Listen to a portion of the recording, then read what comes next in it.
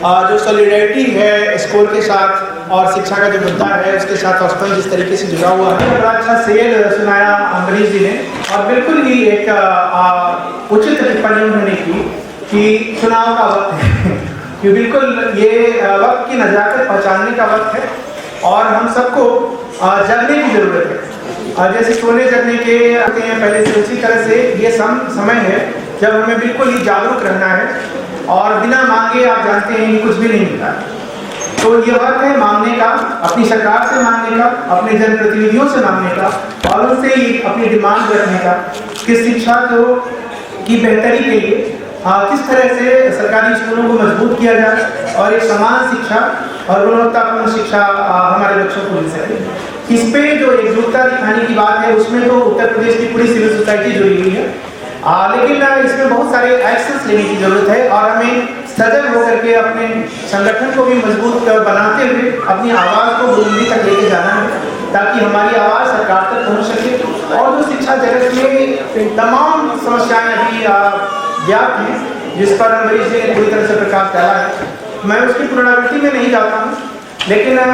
शिक्षा की गुणवत्ता, आउट ऑफ स्कूल चिल्ड्रेन जो हैं, जो बच्चे स्कूल से बाहर हैं, वो करोड़ों की संख्या में बच्चे हैं जो आपके स्कूलों में नहीं हैं। आपने हिंदुस्तान के अंदर भी देखा है कि जिन राज्यों में शिक्षा का प्रतिशत अच्छा है, जहाँ पर साक्षरता प्रतिशत बहुत अच्छा है, उन राज्यों का विकास ज़्यादा अच्छा हुआ है और वहाँ की जो समाज है उसमें जागरूकता भी ज़्यादा है और उसमें इक्वालिटी ज़्यादा देखने को मिलती है। क्यों नहीं हम एक ऐसे हेल्दी समाज के बारे में सोच सकते हैं और एक ऐसे हेल्दी समाज के निर्माण की तरफ बढ़ने के लिए हम अपनी सरकारों को मजबूर कर सकते हैं और ये शिक्षा की बेहतरी के द्वारा ही हो सकता है। हमारे शिक्षा के जो मंदिर हैं, हमारे जो सरकारी स्कूल हैं,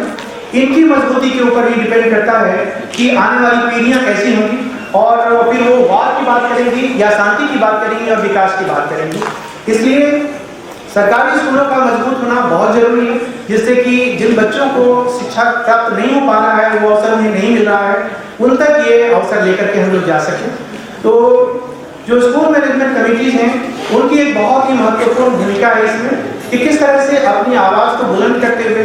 सरकार के सामने इस मुद्दे को लेकर के जाएं, विभिन्न पार्टी के जो जनप्रतिनिधि हैं उन तक इस मुद्दे को लेकर के जाएं, उनके मैनिफेस्टो का हिस्सा बनें कि ये समान शिक्षा सारे बच्चों को मिल सके और जो स्कूल से बाहर के बच्चे हैं उनको जरूर स्कूल के साथ में जोड़ा जा सके। और ये तभी हो पाएगा जब हमारे सरकारी विद्यालय मजबूत होंगे और वहाँ पे शिक्षा की गुणवत्ता बेहतर होगी। प्राइवेट स्कूलों के बारे में आप जानते हैं, वहाँ पर गुणवत्ता है या नहीं ये तो एक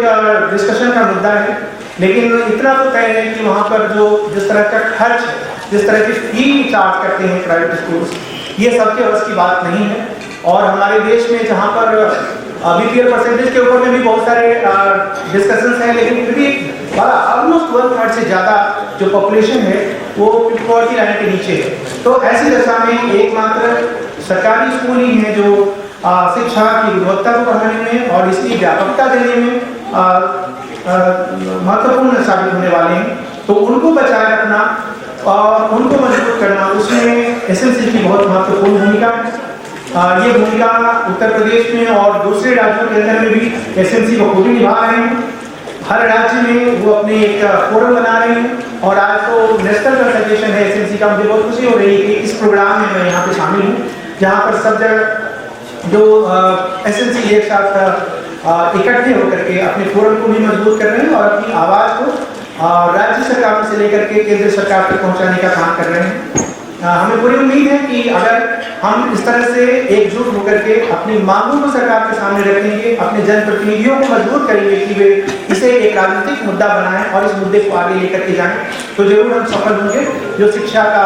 हमारा व्यापक जो डिमांड है कि एक बेहतर शिक्षा हमारे बच्चों को मिल सके। तो इसी के साथ मैं अपनी बात समाप्त करता हूँ। Thank you.